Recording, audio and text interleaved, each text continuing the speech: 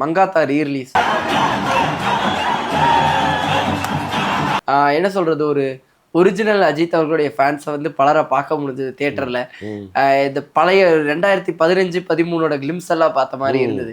இந்த ரீரிலீஸ் கொண்டாட்டத்தை எப்படி பாக்குறீங்க? ஆமாம், பயங்கரமான கொண்டாட்டம். அது எப்போவுமே அஜித் படம் வரும்பொழுது அது வந்து ஒரு உயிரை கொடுத்து ரசிகர்கள் கொண்டாடுவாங்க. அது உயிரையே எடுக்கிற அளவுக்கு ஆபத்தான விளையாட்டாகவும் அது போகும்.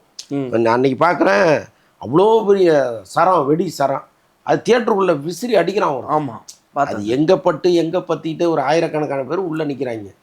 என்ன ஆகுங்கிற அந்த அறிவே இல்லாமல் அப்படி ஒரு வேலையை செய்கிறாங்க. எப்படி உள்ளே செக் பண்ணாமல் அனுப்புனாங்கன்னா இடுப்பில் சுற்றி கட்டிட்டு போகிறாங்க. பார்த்தேன் சார். ஸோ அதெல்லாம் காட்டுறாங்க. ஸோ இப்படி வந்து ஒரு ஆபத்தான ஒரு வேலையை அவங்க ஒரு பக்கம் செஞ்சால் கூட அஜித் மீது அவங்க வைத்திருக்கிற அந்த அன்பு அப்படியே தான் இருக்குது. அவர் வேணால் அவங்கள மதிக்காமல் இருக்கலாம், ஆனால் அவங்க அவரை எப்போவுமே மதிச்சுட்டே இருக்காங்க. ஸோ அதெல்லாம் நம்ம பார்க்க முடிஞ்சுது.